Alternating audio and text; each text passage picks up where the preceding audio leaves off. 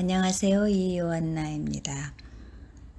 일기로 읽는 토마스 머튼의 전기, 토마스 머튼의 시간 제5부 은수자의 집에서 평화를 찾다 380페이지서부터입니다. 1964년 12월 23일 그리스 교부 오리게네스는 말한다. 인간의 적대자는 인간을 그의 민족이나 종족의 천사와 같은 왕자에게 온전히 복종시키는 일을 사명으로 맡은 나쁜 천사다. 그래서 그는 인간이 그리스도 안에서 하느님께 속하도록 가만두지 않는다. 그리스도야말로 모든 민족의 권력을 정복하신 분이다. 1965년 1월 30일 묵상 훈련이 더 요구된다. 독서가 도움이 된다. 비록 새벽 묵상 시간은 난로불 때문에 쉽게 분심에 빠지기도 하지만 이른 새벽 묵상이 좋다. 1시간은 묵상 시간으로 길지 않다. 그러나 이어지는 독서를 할 때 더 깊은 묵상이 되기도 한다. 그 시간이 더 빨리 지나간다. 어머니 마리아의 현존이 나한테는 매우 중요하다. 마리아의 현존을 파악하기 어렵지만 은수자의 집에서는 어머니의 실제가 느껴진다. 어머니께서 주시는 영향은 사랑이며 이는 어떤 말로도 설명이 불가능하다. 나는 어머니가 필요하고 어머니께서는 거기 계신다. 어쩌면 더 자주, 더 직접 어머니에 대해 생각해야 하리라. 오후에 일하면서 많은 시간을 보냈다. 이곳을 깨끗하게 유지하는 일만으로도 많은 시간이 소요된다. 장작도 쪼개야 한다. 난로불은 장작을 엄청 먹어댄다. 그렇지만 즐거움을 주는 친구다. 출판사 홀리데이에 비와 코뿔소의 재판 원고를 보냈다. 내일이면 50회 생일을 맞는다. 밝고 눈 내리는 오후다. 미묘한 푸른빛에 눈 구름을 동반한 바람이 얼어붙은 나뭇가지 사이로 분다. 은수자의 집 주변을 정리하느라 시간의 제약을 받게 되었지만 묵상 시간은 지키면서 일하기로 했다. 나는 묵상 시간이 절대적으로 필요하다. 나는 공동체에서 내게 주어진 일과 기도의 적절한 조화가 얼마나 중요한지를 깨닫는다. 불 속에 철이 많이 들어있다. 그렇다. 나는 거기서 모든 것을 내려놓고 주의력을 완전히 느슨하게 하며 할 일을 잊은 채 밖으로 나가 언덕을 바라보는 법을 터득했다. 수련소에서 하는 일이 그토록 재미있는 것이 아님은 좋은 일이다. 밤에 기도하는 시간을 조금 더 가져야 한다. 지난 과거를 분석할 것인가? 오히려 현재에 대해 하느님께 감사드린다. 현재도 내 것이 아니라 그분의 것이다. 그분 안에 있는 현재에 대해 감사한다. 과거에 대해 분명하게 말할 수 없다. 부적절하고 당황스러운 순간들을 기억한다. 대개 별 의미 없는 것을 추구하면서 기쁨을 얻으려고 했다.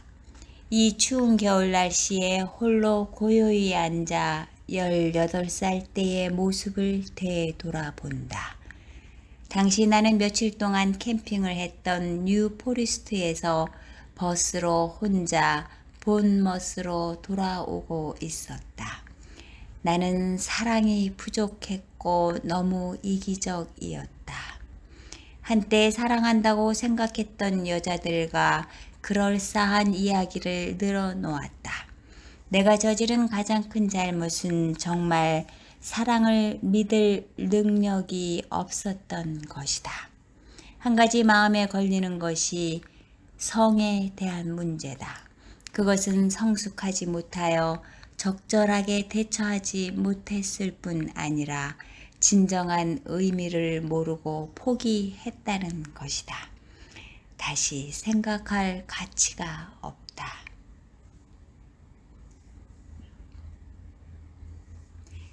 버지니아의 어느 여름의 폭염 아래 맹목적이고 비윤리적인 행동을 한 지 25년이 지났다.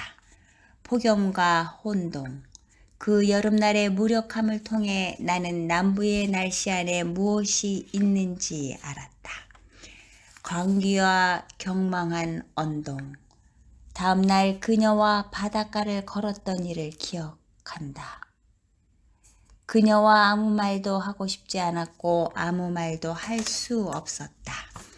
진정 사랑했던 생각이나 사물을 나누고 싶은 마음이 전혀 없었다.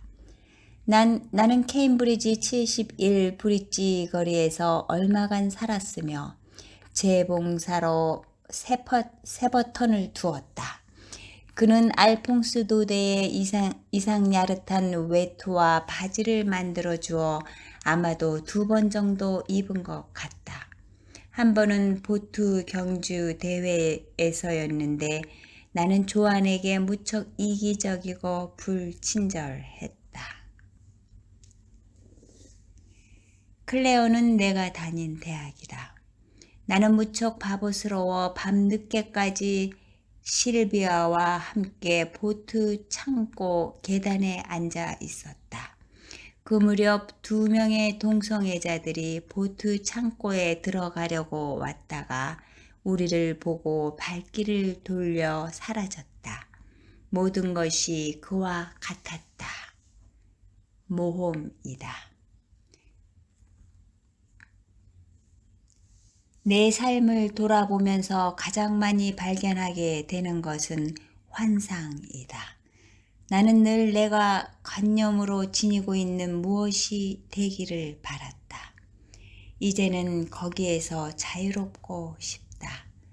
그것을 지니고 있으면 계속 투쟁해야 하기 때문이다. 그렇지만 나는 되고자 하는 무엇이 되어야 한다.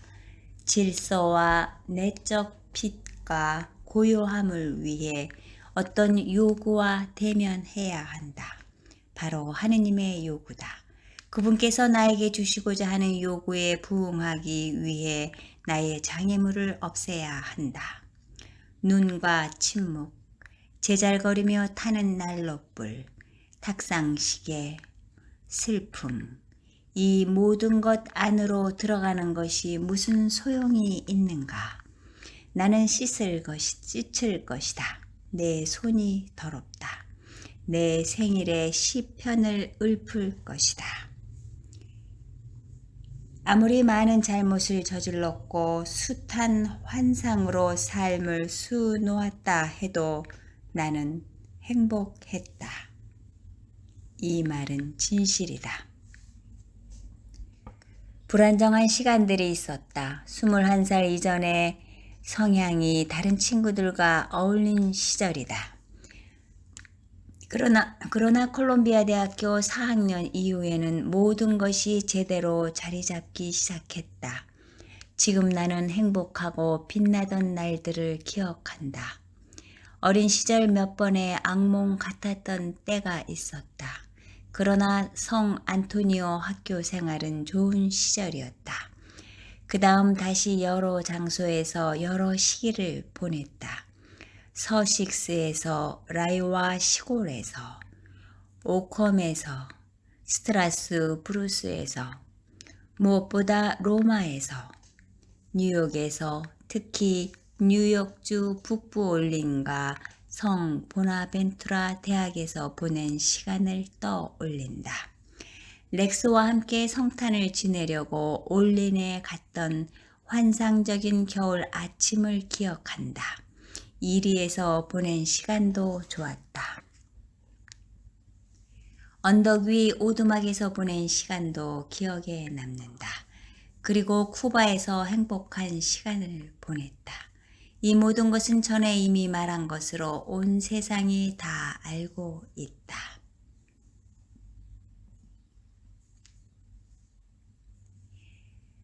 내 생애에서 가장 깊고 행복한 시간은 겟세마니에서 보낸 때다. 역시 가장 끔찍한 시간도 이곳에서의 시간이다. 그러나 대개는 숲과 들에서 홀로 하늘과 태양을 바라보며 보낸 행복한 순간들이다. 그리고 이곳 은수자의 집까지 이르게 되었다. 수련자들과 보낸 시간, 오후에 함께 일하는 시간도 행복했다. 개신교 사람들이 이곳에 왔을 때도 좋은 시간을 가졌다. 특별히 해먼의 가족이 방문했을 때 행복했다. 제이 로플린과 핑 페리와의 만남도 기억한다. 짐 위걸과 루이빌에서 함께 지낸 날도 좋은 추억이다. 그때 커닝햄에서 점심을 같이 먹었다. 그러나 가장 깊은 행복감을 느낀 시간은 언제나 홀로 있을 때였다. 은수자의 집에서나 수련장 집무실에서 혼자 보낸 시간이다. 아니면 들에서 혼자 보낸 시간이다. 그리고 유기 서원자들을 가르칠 때에 행복했던 순간을 빼놓을 수 없다. 병원에서 지낼 때 외출할 수 있을 만큼 회복되어 동굴 가까이까지 산책하던 날들도 행복했다. 함께 있어 행복했고 소식을 들으면 기쁠 사람들을 다 열거하자면 이루 헤아릴 수 없다. 누구보다 렉스와 마크 벤 도런, 옛날 친구들, 에드 라인하르트, 나오미와 밥 지루 부부, 에르네스토 카르데날, 파블로 안토니오 쿠아드라 등 라틴 아메리카 친구들, 나의 학생이던 여러 유기 서원자와 수련자, 특히 1960년에서 1961년 사이의 수련자, 커스퍼트 수사, 데니스 수사, 바실 수사 등 이미 세상을 떠난 사람이 많다. 십자가의 성요한 신부님, 왜 계속 열거하고 있는가? 그들 모두에 대해 하느님께 깊이 감사드린다.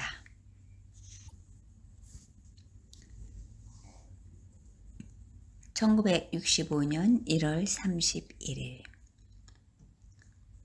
지혜서 8장 16절입니다. 집에 들어가면 지혜와 함께 편히 쉬리니 그와 함께 지내는 데에 마음 쓰라릴 일이 없고 그와 같이 사는 데에 괴로울 일이 없으며 기쁨과 즐거움만 있기 때문이다.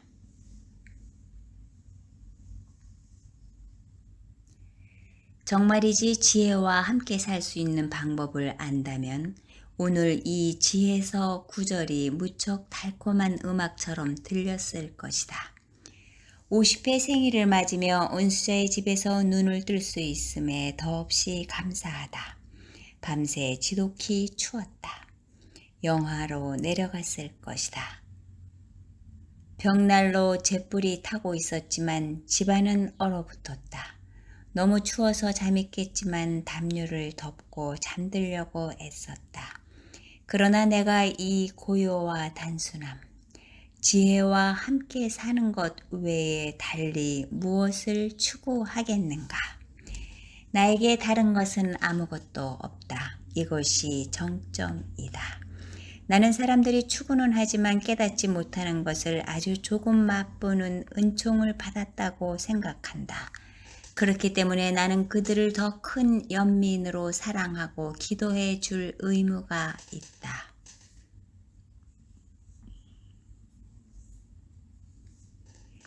어젯밤 잠자기 전 문득 고독이 진실로 무엇을 의미하는지 깨달았다. 밧줄이 풀어지고 작은 범선이 더 이상 항구에 묶여있지 않고 속박이나 제한 없이 바다를 향해 나가는 것이다. 고통의 바다가 아니라 근심이 없는 순수함과 사랑의 바다다. 이는 하느님만을 즉시 사랑하며 전부이신 하느님 안에 직접 들어가는 것이다. 하느님이 정신의 대상이며 오로지 하느님만을 사랑하는 것은 오로지 한 가지 것에 집중하기 위해 다른 모든 대상을 제외시키는 것이라고 생각하는 사람들의 혼란스러움은 말로 다 표현할 수 없다. 치명적이다. 이는 그토록 많은 사람이 관상과 고독의 의미를 잘못 이해하며 비난하는 이유다. 그러나 나는 그들과 논쟁을 벌일 필요성을 조금도 느끼지 않는다. 나에게 정당화하거나 방어할 것은 아무것도 없다. 나는 다만 나 자신에서 비롯되는 단순하고도 광활한 텅 빈 마음을 변호해야 한다. 그러면 나머지는 명료해진다. 불빛에 비쳐 보석처럼 아름답게 빛나는 사랑하는 사람 축제다. 1965년 2월 2일. 다시 너무 춥다. 1월 31일에는 영하 4도였고 오늘 아침에는 0도까지 내려갔다고 한다. 어제는 비교적 덜 추웠지만 눈이 많이 내렸다. 땔감으로 쓸 나무가 젖었고 잘 타도록 충분히 말리지도 못했다. 그래서 오늘 아침 장작 위에 히말라야 삼나무를 얹었더니 불이 잘 붙었다. 올해는 내가 수도원에 들어온 23년 중 가장 추운 날이다. 그래서 잠들만 하다.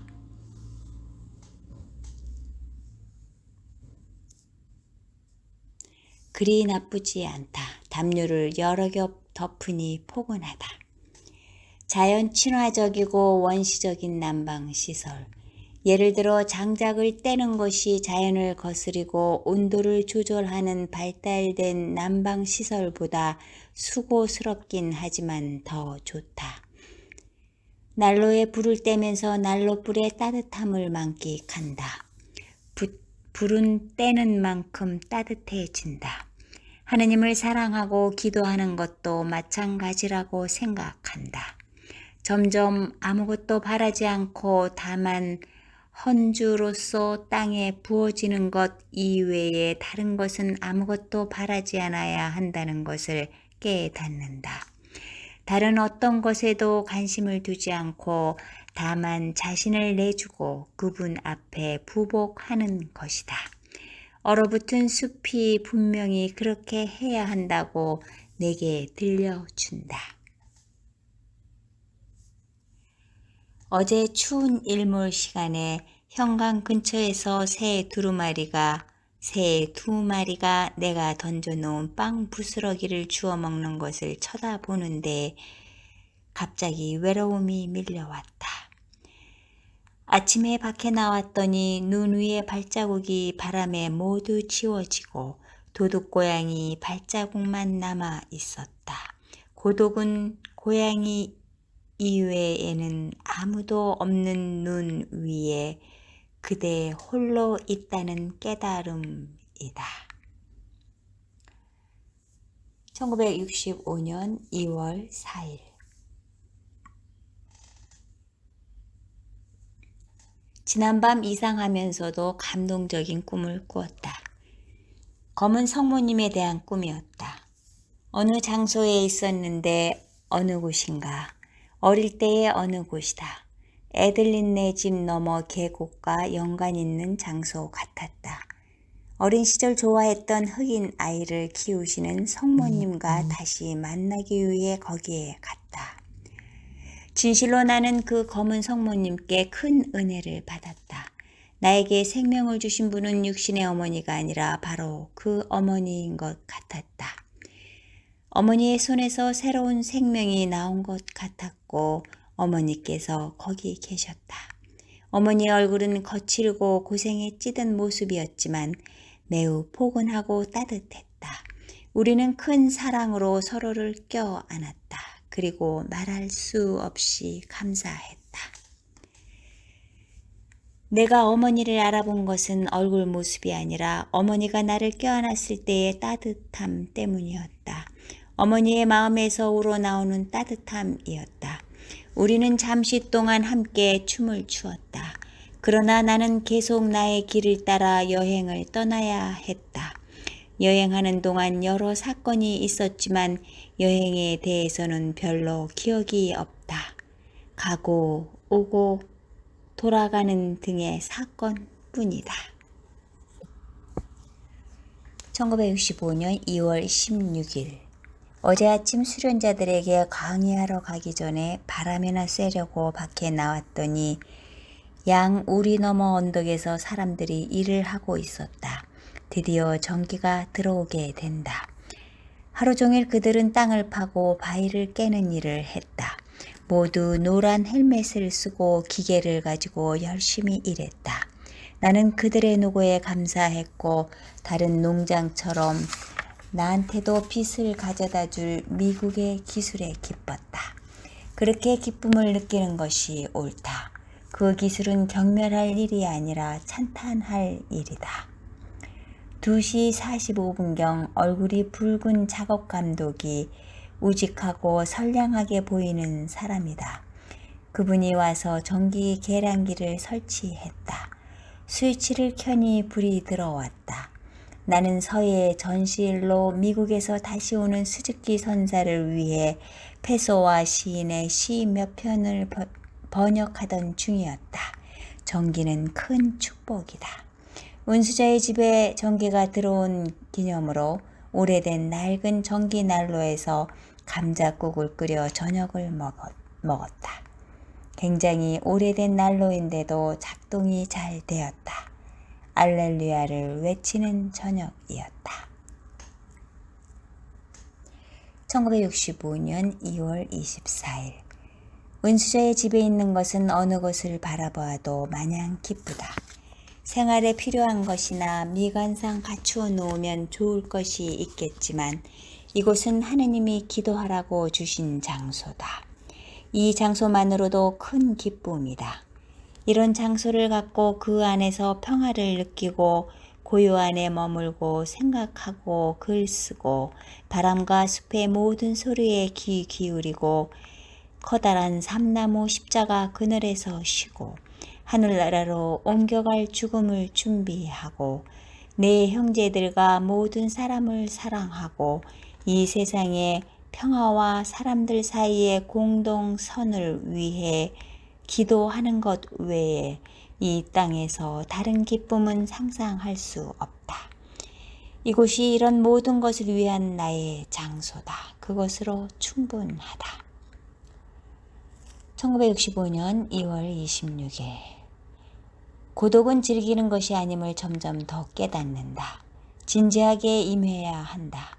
고독을 열망하기는 했지만 고독을 대하는 태도가 진지하지는 못했다.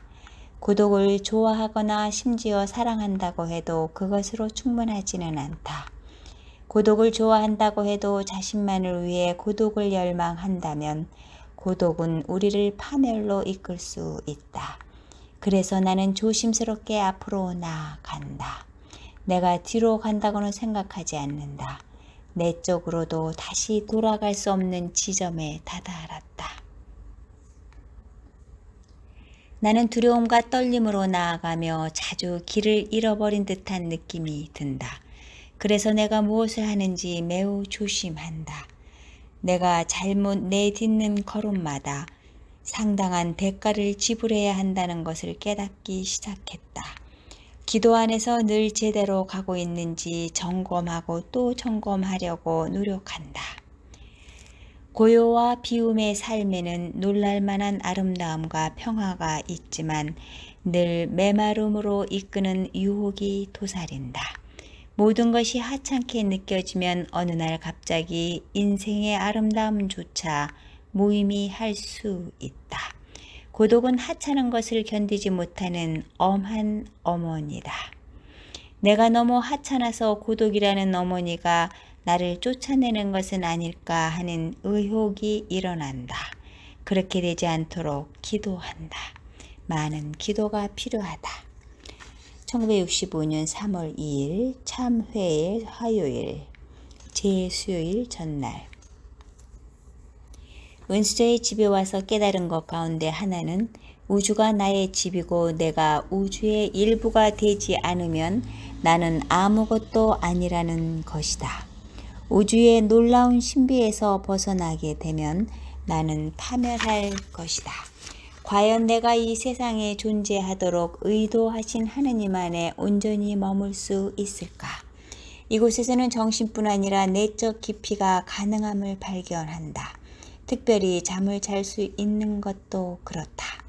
수도원에서 개구리 우는 소리에 잠을 깨곤 했는데 여기서는 그렇지 않다.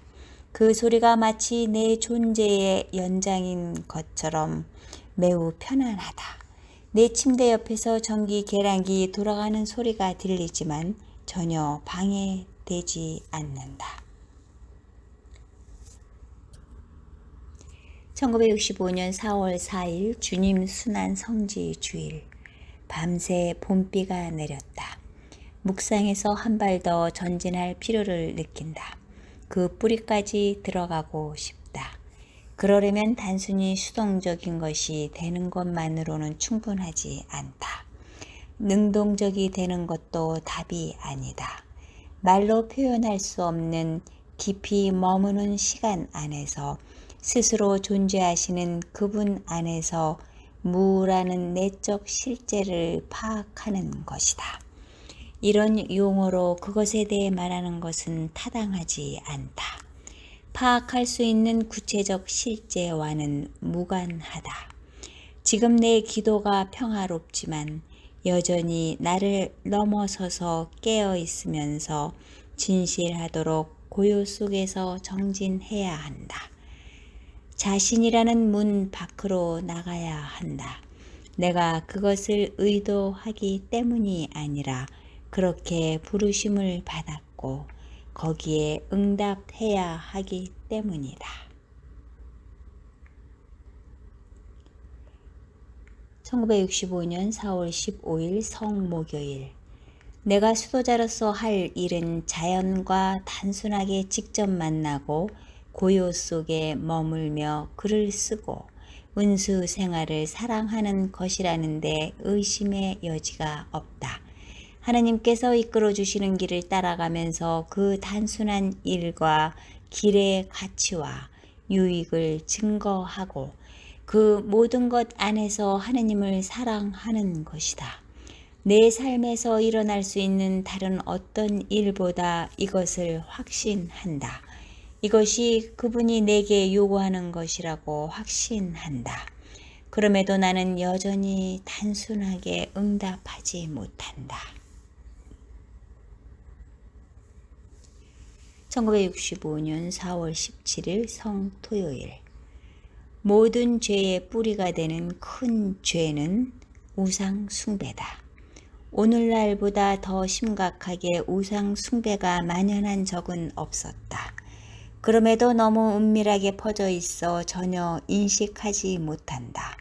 모든 것에 침투해 있다. 그런 곳은 없다. 힘, 기계, 소유, 약, 스포츠, 의복 등의 물신주의가 돈과 권력에 대한 탐욕으로 치닫는다. 폭탄은 다만 이런 물신 숭배의 부수적 일면이다. 폭탄이 최악은 아니다. 오히려 우리는 폭탄을 하나의 표징으로 보고 감사해야 한다. 폭탄은 우리 문명이 어느 곳을 향해 치닫는지를 보여주는 표징이다.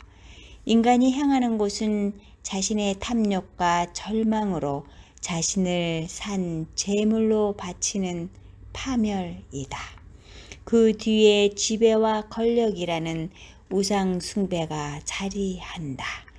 그리스도교도 다른 것들과 마찬가지로 여기에 깊이 연루되어 되어 있다. 예, 오늘은 페이지 391 제5부 은수의 집에서 평화를 찾다였습니다. 감사합니다. 안녕히 계세요.